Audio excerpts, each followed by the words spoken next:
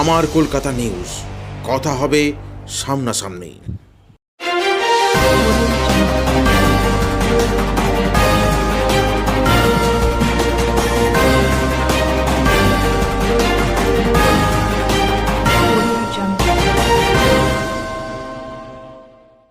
তোলা তুলতে গিয়ে পুলিশের জালে 4 দুষ্কৃতী। ফেব্রুয়ারি মাসের 19 তারিখে 4 দুষ্কৃতী খবর পায় ভদ্রেশ্বরের ছোট বর্জির বাসিন্দা পঙ্কজ ঘোষ 3.5 বিঘে জমি বিক্রি করেছে। সেই খবর পেয়ে মুন্না, লালটু, অভিজিৎ শঙ্কর, নয়ন মল্লিক পঙ্কজের বাড়িতে গিয়ে 10 লাখ টাকা দাবি করে। এরা আগ্নেয়াস্ত্র দেখিয়ে বলে জমি বিক্রি করেছ, আমাদের টাকা দিতে হবে। ওদের কথায় পঙ্কজ রাজি হয়নি। সে পুলিশকে জানায়। এই খবর শুনে নড়েচড়ে বসে ভদ্রেশ্বর থানার আইসি আশিস দলুই।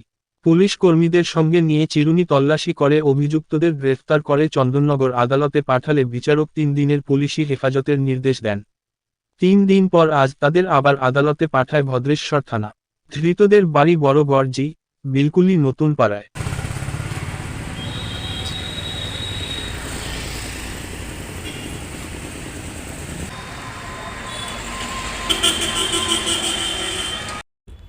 আমার কলকাতা নিউজ, কথা হবে সামনাসামনি।